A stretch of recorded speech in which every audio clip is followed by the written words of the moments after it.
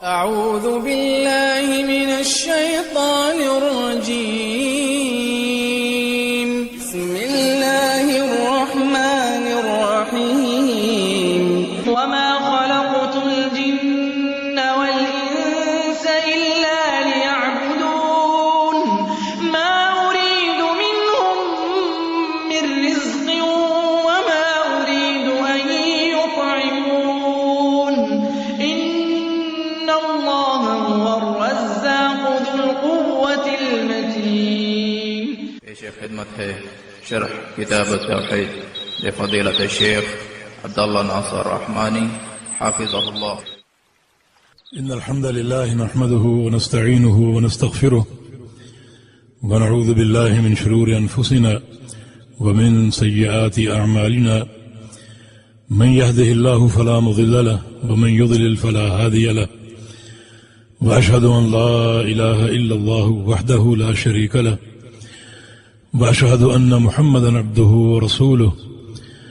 أما بعد فإن خير الحديث كتاب الله وخير الهدي هدي محمد صلى الله تعالى عليه وسلم وشر الأمور محدثاتها وكل محدثة بدعة وكل بدعة ضلالة وكل ضلالة في النار.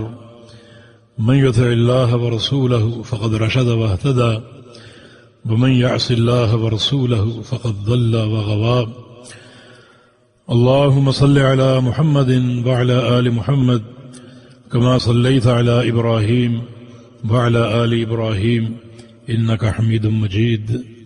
اللهم بارك على محمد وعلى آل محمد كما باركت على إبراهيم وعلى آل إبراهيم إنك حميد مجيد. سبحانك لا علم لنا إلا ما علمتنا إنك أنت العليم الحكيم. رب اشرح لي صدري ويسر لي أمري واحلل عقدة من لساني يفقهوا قولي. قال المؤلف رحمه الله تعالى في باب لا يرد من سأل بالله. عن ابن عمر رضي الله عنهما قال قال رسول الله صلى الله عليه وسلم من استعاذ بالله فأعيذوه ومن سأل بالله فأعطوه ومن دعاكم فأجيبوه ومن صنع إليكم معروفا فكافئوه فإن لم تجدوا ما تكافئونه فادعوا له حتى تروا أنكم قد كافأتموه.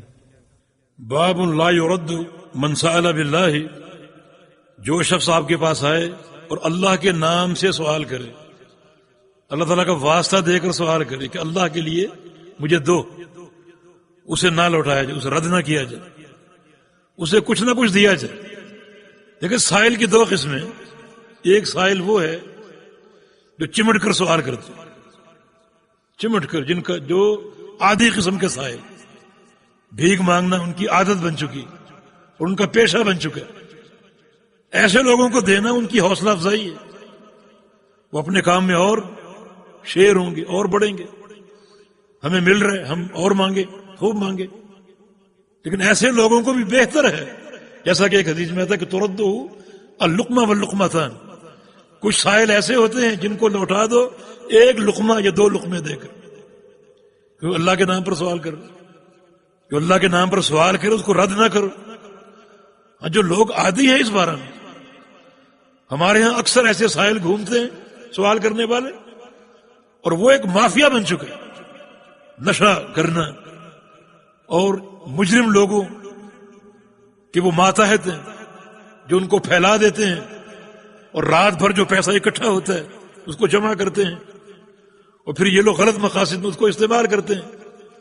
ایسے مافیا کو بالکل نہ دیں. لیکن جس شخص کے بارے میں یہ علم ہو کہ یہ مستحق ہے تو اسے ضرور دینا چاہیے، اسے ضرور دینا چاہیے. لا يرد من سأل باللہ. جو اللہ کا نام لے کر سوال کرے اسے رد نہ کیا جائے. رد کرنا اللہ تعالیٰ کی تعظیم کے منافی ہے. وہ اللہ کا واسطہ دے رہا تو اللہ تعالیٰ کی تعظیم کے منافی ہے. تو ان سارے احوال کو آپ بہتر سمجھتے ہیں. ایسے لوگ جو مافیا کی شکل میں سائل ہیں انہیں قتل نہ دیا جائے، کیونکہ آپ کے پیسے سے وہ جرائم کرتے ہیں، معصیتیں کرتے ہیں، نشے کرتے ہیں اور مختلف معصیتوں کے مرتکب ہوتے ہیں. اور بعض ایسے لوگ جو ان معاصی سے بچے ہوئے ہیں لیکن ان کا مانگنا ان کی عادت ہے، تو ان کو لقمہ دو لقمے دے کر رد کر دیا جائے کہ اللہ کا نام لینا. لیکن جو لوگ واقعی مستحق ہیں، ایسے لوگ اکثر سوال نہیں کرتے، ان کے حالات کو دیکھ کر خود آپ پہچانیں اور دیں ان کو. لیکن اگر وہ سوال کر بھی لے تو ان کو اچھا دینا چاہیے، کیونکہ اللہ کے نام پر وہ سوال کر رہے. اگر نہ دیا جائے تو یہ اللہ تعالیٰ کی تعظیم کے منافی ہو. تو شریعت نے یہ ادب سکھایا کہ اللہ رب العزت کی تعظیم کہ جو متقاضیات ان کو پہچانو. یہ بات اللہ کی تعظیم کے منافی ہوگی کہ اللہ کا نام لے کر سوال کرے اور آپ اس کو رد کر دیں اور ڈانٹ دیں. رسول اللہ صلی اللہ علیہ وسلم نے ارشاد فرمایا من سأل باللہ فأعطوہ، جو اللہ تعالی کے واسطے اور اس کے نام سے سوال کرے اسے دو، ضرور دو. اس کو اعطو امر کا صیغہ، اسے ضرور دو، کم دو زیادہ دو، اپنی حیثیت کے مطابق دو. شریعت میں یہ کم اور زیادہ کی مقدار اہم نہیں ہے، اہم دل کا اخلاص، اہم جو ہے وہ دل کا اخلاص. حدیث میں تھا کہ ایک شخص ایک کھجور اللہ کے نام پر دیتا ہے. ایک کھجور، کیا اس کی اہمیت ہے؟ یربیھا کما یربی احدکم فلوہ، اللہ اس کھجور کو اپنے ہاتھ میں لے لیتا ہے اور اس کو پالتا ہے جیسے تم اپنے جانور کے بچے کو پالتے ہو جو آہستہ آہستہ بڑھتا ہے. کھجور بھی بڑھتی ہے حتیٰ تصیر مثل احد، حتیٰ کہ قیامت کے دن وہ کھجور تمہارے میزان حسنات میں احد پہاڑ کے برابر ہوگی. تو بات کم زیادہ کی نہیں، بات اللہ کی تعظیم کی اور دل کے اخلاص کی. تم سے اللہ کا نام لے کر کوئی سوال کرے اس کو دو، کم دو زیادہ دو. یہ مقدار کی بات بعد کی ہے، پہلے دل کے اخلاص کی بات. ایک بار پیغمبر علیہ السلام نے فرمایا تھا کہ سبق درہم علی 100,000 درہم، ایک درہم 1,00,000 درہم سے سبقت لے گیا. ایک درہم 1,00,000 درہم سے جیت گیا. صحابہ نے پوچھا کیا تفصیل ہے اس کی؟ تو رسول اللہ صلی اللہ علیہ وسلم نے ارشاد فرمایا کل 2 لوگوں نے صدقہ دیا تھا، ایک نے 1 درہم، ایک نے 1,00,000 درہم. اللہ تعالیٰ نے 1 درہم والے کو زیادہ اجر دی. وہ کیسے؟ جس نے 1 درہم دیا تھا اس کے پاس کل 2 درہم تھے. اس کی حرص دیکھو، اللہ کے ثواب کا طمع دیکھو کہ تصدق بنصف مالہ، اس نے اپنا آدھا مال خرچ کر دیا. اور جس نے 1,00,000 دیا اس کے پاس لاکھوں دراہم تھے، بے تحاشا مال تھا، اس نے ایک حصہ نکال کر دے دیا. اس نے آدھا مال اللہ کو دیا. تو اللہ رب العزت بندے کے دل کو دیکھتا، اخلاص کو، تڑپ کو، طلب کو، اور اس کے حرص کو، اجر کے حرص کو. تو جو تم سے اللہ کے نام پر سوال کرے اس کو دے دو. اور ایک حدیث میں ہے کہ بشرطے کہ اس کا سوال کسی گناہ کے امر کا نہ ہو، کسی گناہ کے امر کا نہ ہو. وہ ایک شخص یاد آ گیا، اس نے ہم سے سوال کیا، کوئی تقاضا کیا کراچی میں. ہم نے کہا آپ کو کھانا کھلا دیتے ہیں. تو کہتا جی کھانا تو کھایا ہوا میں نے، میرے پاس شیو کے پیسے نہیں، اللہ کے نام پر دے دو. تو یہ شرط ہے اس کا سوال کسی معصیت پر نہ ہو، گناہ پر نہ ہو. جی ومن استعاذ باللہ فاعیذوہ، اور جو شخص اللہ کے نام پر تم سے پناہ طلب کرے، استعاذہ یہاں پر استجارہ کے معنی پناہ طلب کرے، فاعیذوہ اس کو پناہ دے دو. استعاذہ اللہ سے ہے، یا پڑھ چکے توحید کا یہ باب واضح ہو چکا. استعاذہ کس سے کرنا؟ اللہ سے. تو آپ سوال کریں گے کہ انسانوں سے کیسا استعاذہ ہے، انسانوں سے کیسے پناہ طلب کی جائے؟ تو انسانوں سے استعاذہ یہ تحت القدرہ ہے. ایسی چیز میں انسانوں سے پناہ مانگنا جو ان کی قدرت میں ہو، جو ان کی قدرت میں ہو. مثلا شدت کی بارش ہے اور آپ کے گھر کی چھت گرنے کا خطرہ ہے، اپنے پڑوسی سے آپ کہیں کہ آج رات اپنے گھر میں ہمیں جگہ دے دیں، اپنے گھر میں پناہ دے دیں. یہ اس کی قدرت میں، تحت القدرت. لیکن جن امور میں اللہ ہی قادر ہے، عذاب اللہ تعالیٰ کا، اللہ کے عذاب سے بچنے کے لیے آپ غیر اللہ سے پناہ طلب کریں، یہ شرک اکبر ہے، استغاثہ. تو من استعاذ باللہ، جو تم سے اللہ کے نام پر پناہ طلب کرے ایسے امر میں جو آپ کی قدرت میں آتے ہیں، تو فاعیذوہ، اس کو پناہ دے دو. من دعاکم فاجیبوہ، جو تمہیں دعوت پر بلائے اس کی دعوت کو ضرور قبول کرو. یہاں بھی وہی شرط ہے، بشرطے کہ اس دعوت میں اللہ تعالیٰ کی معصیت نہ ہو، اللہ تعالیٰ کی معصیت نہ ہو. مثال کے طور پہ شراب پیش کی جاتی ہو، مثال کے طور پہ وہاں پر موسیقی چلتی ہو، مثال کے طور پہ وہاں فوٹوگرافر کیمرے لے کر گھوم رہے ہیں، تصویریں بنا رہے ہیں، جو کہ جرم شرعی ہے. تو ایسی دعوت قبول نہ کرو، اور اگر قبول کرو تو اس جذبے کے ساتھ جاؤ کہ جا کر اصلاح کروں گا، اپنے بھائی کو سمجھاؤں گا. نبی علیہ السلام کی حدیث ہے کہ حق المسلم علی المسلم 6 خصال، ایک مسلمان کے دوسرے مسلمان پر 6 حقوق ہیں. ان میں سے ایک حق یہ ہے اذا دعاک فاجبہ، کہ تیرا بھائی جب تجھے دعوت دے، بلائے کھانے پر، فاجبہ، تو اس کی دعوت کو قبول کر لے.